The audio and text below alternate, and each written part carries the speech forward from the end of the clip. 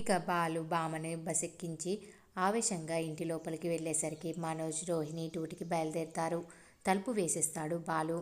పంచాయతీ ఉంది, తేలే వరకు వెళ్ళడానికి వీల్లేదు అని అంటాడు బాలు. సత్యం, రవి, శృతి, మీనా, ప్రభావతి అంతా అక్కడికి వస్తారు. ఏం జరుగుతుంది అంటుంది ప్రభావతి. బొమ్మలాట జరుగుతుంది అంటూనే మీనా, నువ్వు వెళ్ళి తల్లి కొడుకులు చేసిన గుట్టుని మూసుకొని రా అని అంటాడు మీనతో బాలు. దాంతో మీనా వెళ్తుంది. సత్యం కంగారుగా కోపంగా ఏం చేశావే మళ్ళీ అని అంటాడు. నేనేం చేశాను? ఇదిగో మనోజ్ని కన్నట్లే వాణ్ణి కన్నాను, అదే నేను చేసిన పాపం అంటుంది ప్రభావతి. దాంతో బాలుకి ఇంకా కాలుతుంది. ఈలోపు మీనా నగలు అందరి ముందు పెడుతుంది. గుండె ఆగిపోతుంది మనోజ్, ప్రభావతులకు. ఇవి గిల్టీ నగలు నాన్న, వీటిని మీనా ఇచ్చిన తర్వాత మార్చేశారు.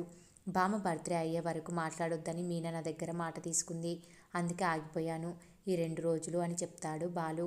మేము బామ్మకి ఏదైనా బంగారం చైన్ తీసుకుందామని మీనా నగలు తీసుకుని బంగారం షాప్కి వెళ్తే మమ్మల్ని దొంగల్లా చూశారు నాన్న అని జరిగింది మొత్తం చెప్తాడు.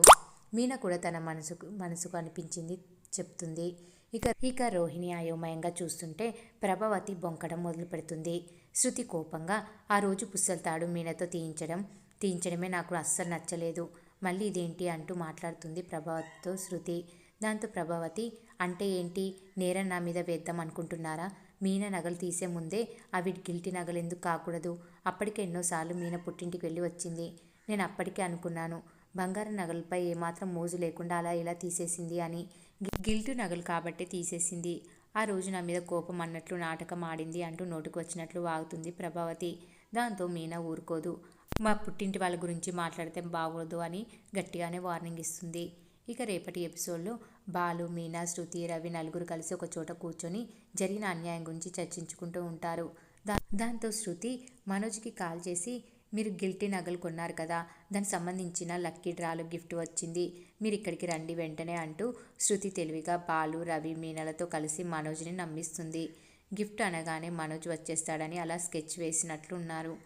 గిల్ట్ నగలు కొన్నది మనోజ్ అని తేలితే చాలు, ఆ బంగారు నగలు దొంగిలించింది ప్రభావతి, మనోజ్ అనే క్లారిటీ అందరికీ వస్తుంది. అందుకే ఈ స్కెచ్ వేశారు. చూడాలి మరి మనోజ్, ప్రభావతి దొరికిపోతారో లేదో అనేది.